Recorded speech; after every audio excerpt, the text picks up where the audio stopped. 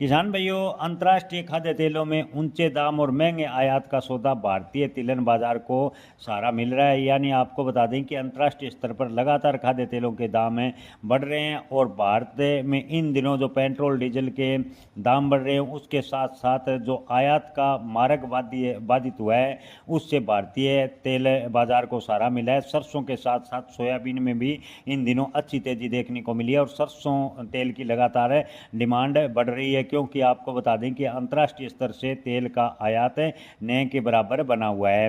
किसान भाइयों, विदेशी खाद्य तेलों का लगातार महंगा होना, कमज़ोर रुपया होना, बढ़ा हुआ फ्रंट है और आयात लागत घरेलू तेल मिलों को ऊंचे दाम पर सरसों खरीदने के लिए मजबूर किए हुए हैं।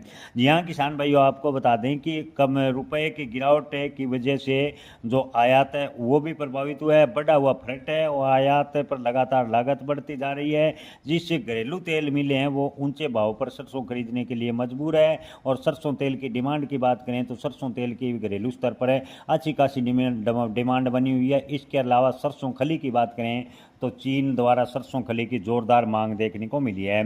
कच्ची घानी तेल 1530 से 1565 रुपए के बीच कारोबार कर रहा है। सरसों खल की भी अच्छी मांग है, तेलों मिलों की सक्रिय है खरीदारी फिलहाल देखने को मिली है। किसान भाइयों, यदि ग्लोबल खाद्य तेल बाजार में मजबूती बनी रहती है और किसानों की बिकवाली सीमित बनी रहती है तो आने वाले दिनों में सरसों के भाव में बड़ी तेजी की संभावना है।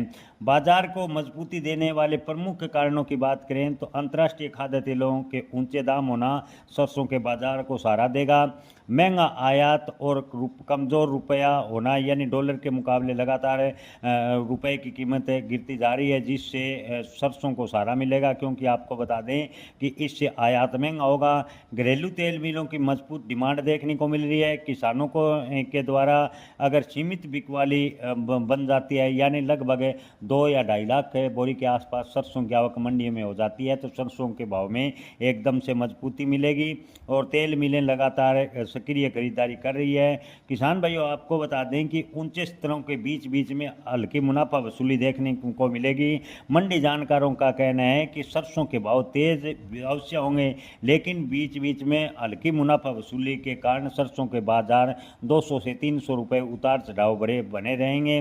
लेकिन दीपावली के आसपास सरसों के बाजार 9,000 को क्रॉस करने की पूरी संभावनाएं वर्तमान की स्थिति को देखते हुए नजर आ रही है। लेकिन किसान भाइयों, ये सब अंतर्राष्ट्रीय मार्केट को देखते हुए संभावनाएं व्यक्त की गई है। अपनी फसल बेचने व स्टॉक रखने का आखिरी